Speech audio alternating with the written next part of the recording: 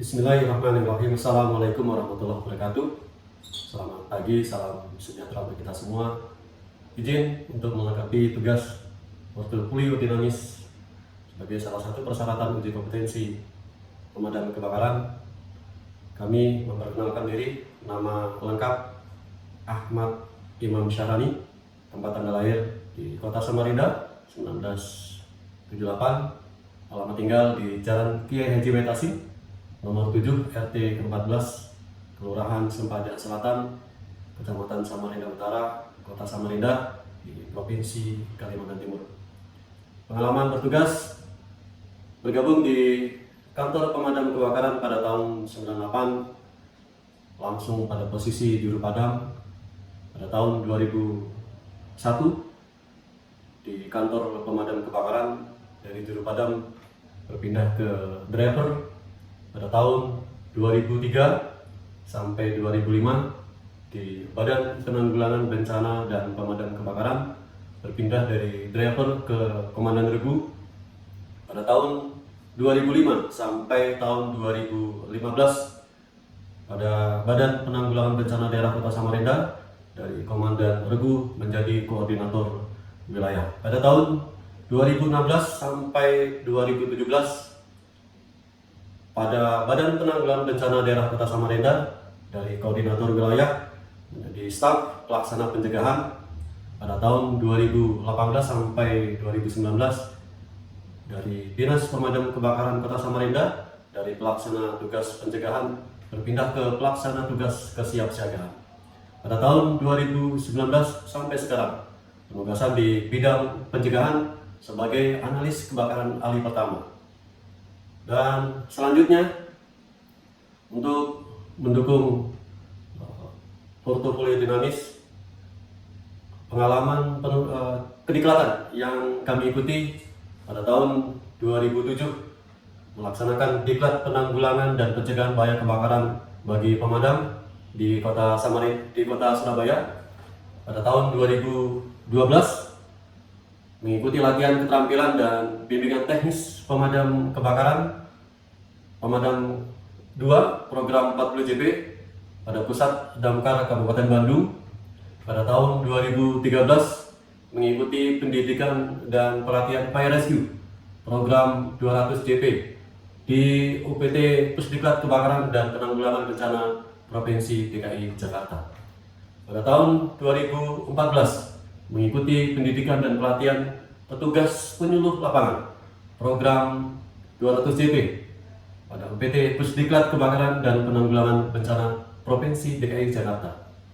Diklat yang diikuti terakhir Training of Trainer TOT Pemadam 1 pada tahun 2022 di Kota Bandung.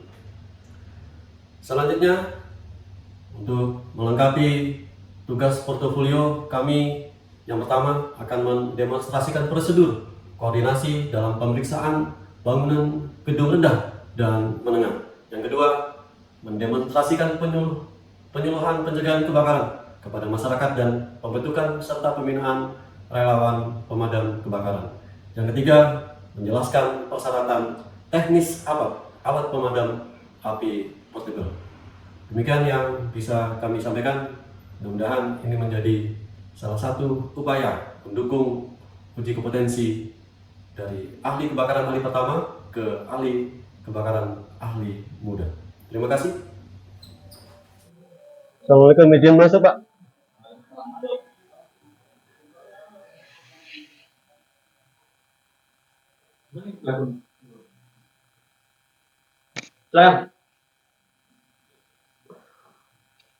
Pak, izin, saya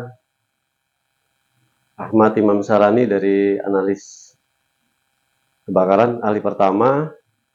Saat ini ingin menyampaikan surat pemeriksaan dan pengujian alat pemadam kebakaran di PT Roteng Indonesia.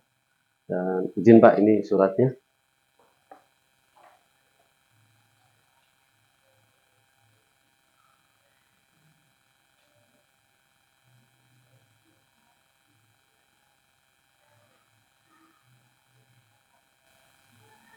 Oke, saya baca kelas Bapak. Yep. akan kami pelajari dulu dan setelah itu kami akan memakai Bapak pada untuk pendaftaran. Siap. Kalau gitu terima kasih banyak Pak waktunya hari ini. Mudah-mudahan untuk kabar pemeriksaannya kami bisa dapat diinformasikan lebih cepat. Siap. Izin Bapak, makasih. Saya pamit Bapak. Siap. Terima kasih banyak.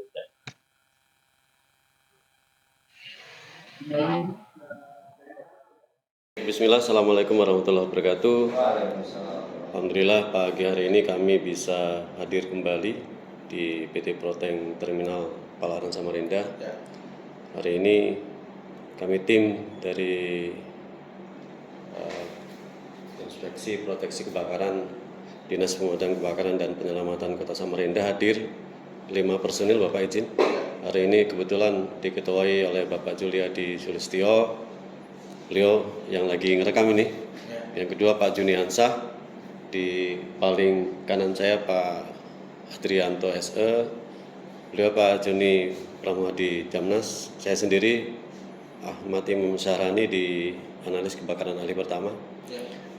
Alhamdulillah pagi hari ini mudah-mudahan kegiatan pemeriksaan di PT Proteng Terminal Palaran diberi kelancaran sampai dari awal sampai akhir semua kondisinya sehat walafiat. Menyelesaikan untuk kegiatan yang sebelum-sebelumnya nanti kita bagi tim Bapak. Baik itu posisi yang di sistem, di dalam ruangan, di luar ruangan, kita menyelesaikan dari PT Proteng Terminal. Terkait kegiatan hari ini izin saya menyampaikan surat tugas. Dan untuk memulai kegiatan, alhamdulillah kita sudah siap semua. Mudah-mudahan ini bisa terlaksana sebelum jam 11 atau jam 11 lewat kita sudah selesai melaksanakan kegiatannya. Mungkin dari saya itu aja Pak. Terima kasih. Saya akhiri. Assalamualaikum warahmatullahi wabarakatuh. Waalaikumsalam. Ada tambahan dari Bapak? Mana uji kedua? Silakan diuji, Pak Imam.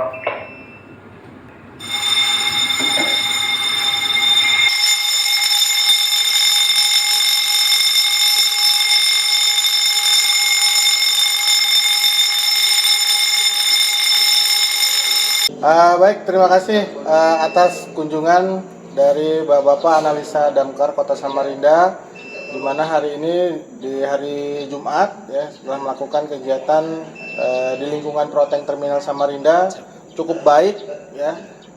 Dari kami Proteng juga sangat antusias menunggu kunjungan dari Bapak Damkar Kota Samarinda. Sekali lagi sukses dan terima kasih banyak atas kunjungannya. Oke. Kita di Samarinda punya call center kelembagaan. Call centernya berapa? 112. Tapi 112 itu mohon maaf Bapak Ibu, di saat kejadian kebakaran itu melewati operator. Ini apabila Bapak Ibu berkenan, kami Damkar itu punya nomor WA khusus.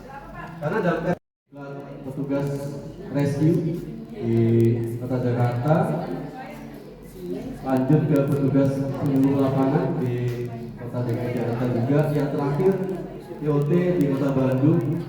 Ini adalah diklat-diklat pendukung di Dinas Pemadam Kebakaran. Kami hadir, saya hadir di sini. Itu yang terbakar hanya kasur. Total kejadian berapa laporannya? 129 kali kejadian kebakaran. Yang terbesar tadi malam di Jalan Juanda. Itu totalnya 129 kali kejadian kebakaran. Kebakaran ini hal yang luar biasa. Terkadang masyarakat kita itu masih sepele menganggap kejadian. Salah satunya tadi ada handuk, ada selimut, ya, ada sarung. Kalau ini apa Bu? Serbet.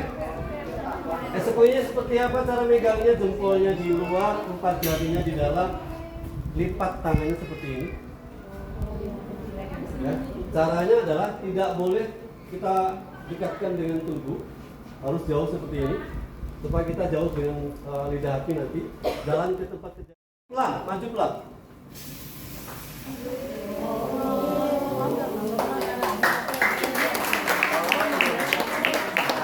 Apa tanda bahwa api padam? Asapnya putih. Asap putihnya. kejadian kebakaran apa yang harus dilakukan? Ini sebenarnya bukan tanggung jawab teman-teman, ini tanggung jawab dari bapak-bapak semua itu. Kalian tugasnya pemerintah. Setelah air jalan udah kalian gimana? Karena kasusnya berbeda, pasal segitu itu beda. Dan faktornya banyak, belum faktor perjalanan, belum faktor nanti ketemu preman, kan gitu ya.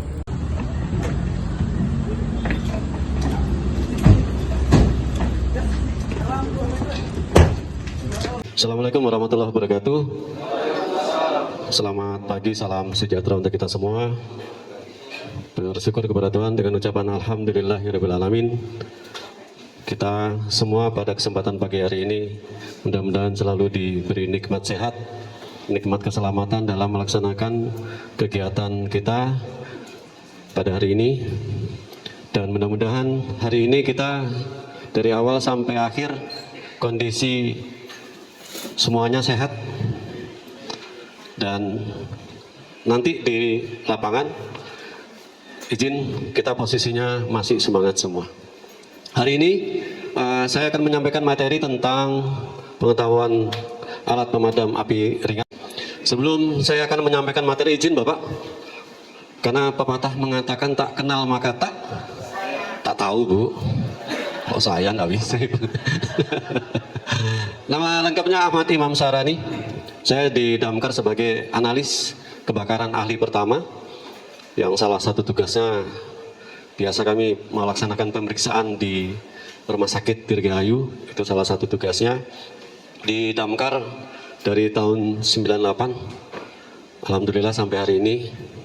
Mudah-mudahan diberi sehat, diberi panjang umur sampai di purna tugas tetap ingin di pemadam kebakaran. Diklat yang diikuti salah satu di pemadam kebakaran Damkar 1, BMTAP Damkar 2, petugas rescue, petugas penyuluh lapangan, dan diklat yang terakhir adalah training of trainer pemadam 1 khusus bagi petugas pemadam kebakaran. Kita langsung ya Bapak Ibu.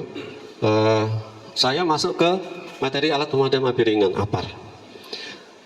Dasar peraturannya adalah yang pertama ada Permenaker nomor 4 tahun 1980. Ini mengatur tentang alat pemadam api ringan, baik pengaturan tentang penempatannya, baik itu perawatannya dan lain sebagainya. Peraturan yang kedua ada peraturan dari Permenankes dari Kementerian Kesehatan. Jadi dasar hukum untuk melaksanakan penempatan APAR ini di masing-masing peraturan ada. Tapi kita mencoba menyamakan semua posisinya seperti apa. Dan di materi alat pemadam api ringan di sini definisinya adalah suatu alat pemadam kebakaran yang dapat dijinjing atau dioperasikan oleh satu orang yang berdiri sendiri, mempunyai berat antara 1 sampai 16 kilo. Itu disebut APAR, alat pemadam api ringan, yang bisa memadamkan api awal. Jadi seperti itu.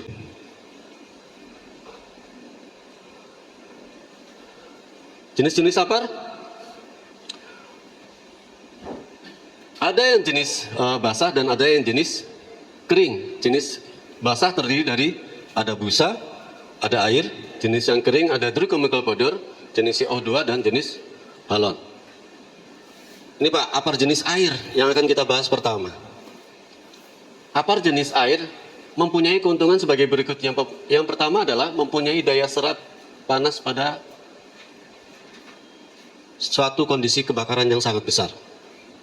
Yang kedua, mempunyai daya pengembangan menjadi uap yang sangat tinggi. Itu fungsinya. Ketiga, pada temperatur normal, air beratnya relatif stabil. Mudah disimpan, diangkat, dan dialirkan. Mudah didapat dalam jumlah yang banyak. Dapat dipancarkan dalam bentuk jet, spray, dan fog. Izin Pak Moderator, saya bisa minta contoh APAR 1 di sini?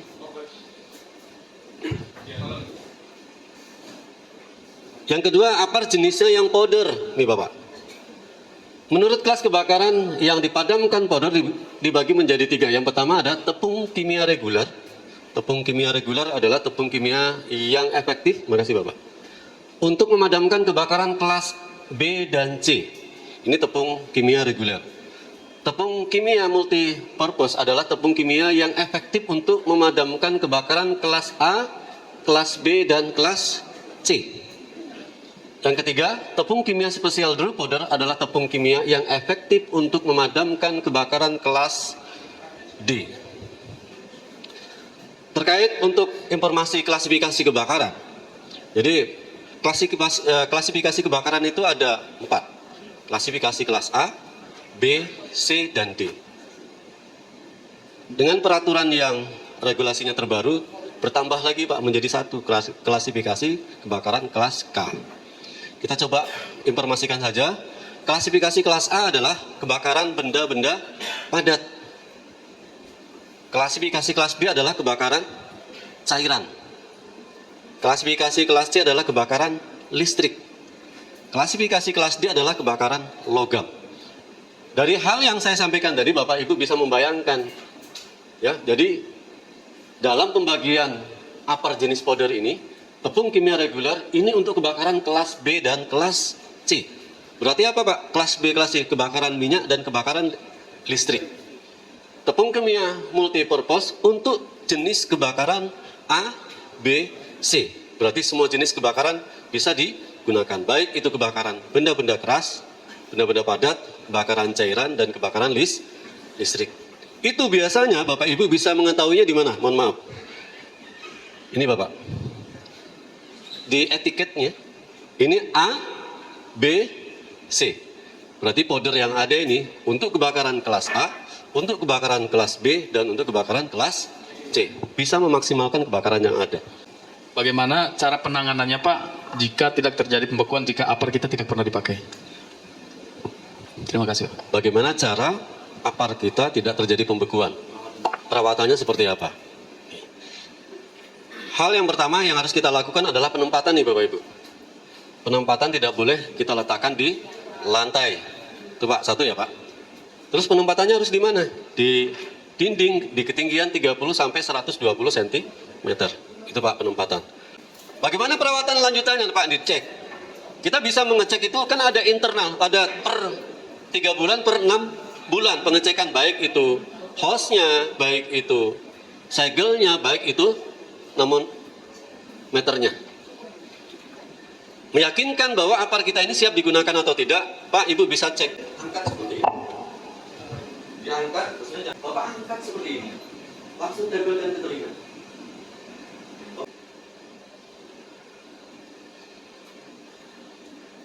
Cara menggunakan apar, untuk menggunakan apar selalu berpedoman pada istilah pas, pull aim, squeeze, sapukan. Pull the pin, tarik pin. Pada saat menarik, biarkan handle yang di atas bebas. Arahkan corong ke sumber api. Tekan handle. Sapukan. Jadi contohnya seperti ini. Bisa terjadi kebakaran. Pegang handle bagian bawah atau pegang handle juga boleh. Ini tarik pin. Bebaskan selang. Saya nggak pegang. Kalau saya tarik ke atas sama robek. Bebaskan selang. Usahakan pegang hose harus di. Kenapa tidak boleh seperti ini? Apalagi seperti ini tidak boleh. Di saat kita tekan, ini kita tidak bisa arahkan ke kiri dan kanan. Bunyi pressure. Jaraknya 1 lengan, tidak boleh dekat seperti ini, maaf. Kenapa tidak boleh dekat seperti ini uji pressure Pak? Di saat kita uji pressure, apabila ada kegagalan sistem, Pak ini bisa terbang. Resikonya apa? Yang kita lihat. Nah, kalau 1 lengan, bebas pukul yang kuat, keluar, berarti siap Pak. Siap seperti ini. Untuk memadamkan menggunakan apar itu berjarak 2-3 meter. Membelakangi arah angin.